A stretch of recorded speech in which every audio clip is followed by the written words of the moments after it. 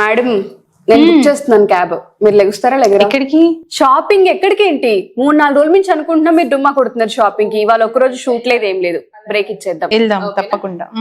And ఇంకొక విషయం ఏంటంటే ఇంట్లో ఒక చిన్న ఫంక్షన్ ఉంది. ఎప్పుడు? మొన్నటి నుంచి చూస్తున్నాను. నెక్స్ట్ వీక్ మన క్లాస్ అయిపోయిన తర్వాత ఉంది ఫంక్షన్. సో ఎలాగో టైం ఉందిలే అడుగుదామని ఆగాను. సేమ్ ఇదే ప్యాటర్న్ అందరం ఒకేలా వేసుకోవాలనుకుంటున్నాం. మాకు ఇలాగే స్టిచ్ చేస్తారా? నాకు ఇలా కావాలి. డెఫినెట్ గా, కాకపోతే అందరికి ఇది సెట్ అవ్వదు ఉషా. బ్లౌజ్ సెట్ అవ్వదా? బ్లౌజ్ సెట్ అవ్వదు అంటే నెక్ ప్యాటర్న్ గానీ హ్యాండ్స్ కానీ ఇలా చూసే ఒక కంప్లీట్ గా డిఫరెంట్ గా ప్యాటర్న్.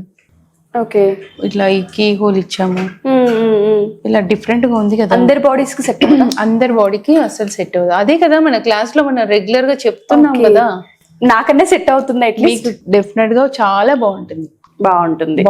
కాంట్రాస్ట్ శారీ కట్టుకుంటే ఈ లుక్ అనేది అదిరిపోతుంది. మరి ఎలా ఇప్పుడు కొంతమంది పిక్చర్స్ చూసి డిజైన్ బాగుంది పింట్రెస్ట్ వాటిలో మనం చూస్తూ అదే కదా, అదే లుక్ రాదు. అందుకే మనం క్లాసెస్ లో మనం ఏం చెప్తామంటే మీ బాడీని ఫస్ట్ మీరు అర్థం చేసుకోండి, దానికి తగ్గట్టు డిజైన్ చేసుకొని అసలు శారీకి తగ్గట్టు మన బ్లౌజ్ పర్ఫెక్ట్ గా ఉందా లేదా. శారీ అందంగా ఊరికే షాపింగ్ చేసి వేలు అక్కడ పెట్టి కొనుక్కోవడం కాదు, దానికి తగ్గట్టు బ్లౌజ్ వేసుకుంటే కదా దాని అందం వచ్చేది.